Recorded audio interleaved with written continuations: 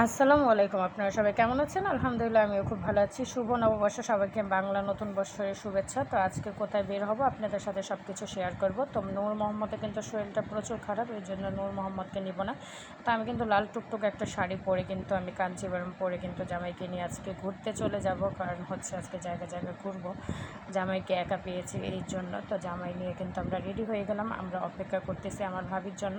তো আমার ভাবিও যাবে। তো আমরা আজকে কোথায় যাব সব কিছু আপনাদের সাথে শেয়ার করব। তো আমরা কিন্তু একটা বড় রিক্সা নিয়ে নিলাম। তো আমার ভাতিজির সাথে আমি দুষ্টামি করে কিন্তু ভিডিও করে নিলাম। আমার ভাতিজি আর আমি কিন্তু অনেক টিকটক করতে পছন্দ করি।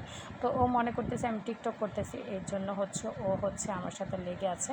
তো এখানে কিন্তু আমরা চলে আসছি হলো আপন জুয়েলার্সে, সীমান্ত স্কোয়ার। তো আমার হাজব্যান্ড রিক্সা ভাড়া দিয়ে আমরা কিন্তু চলে যাচ্ছি হচ্ছে এখন আপন জুয়েলার্সে, কারণ আমাদের ইনভাইট ছিল আপন জুয়েলার্সে এই জন্য।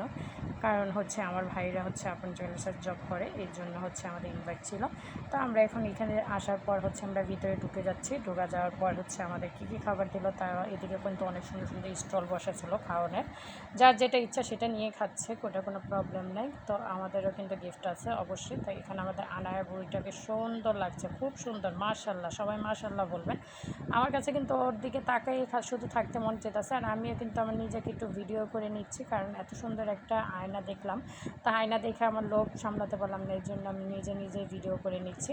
তো এখানে হচ্ছে আমাদের মুরুলি খেতে দিয়েছে, যেটা আমার একদমই পছন্দ না, কারণ হচ্ছে আমি মিষ্টি কোনো জিনিসই পছন্দ করি না।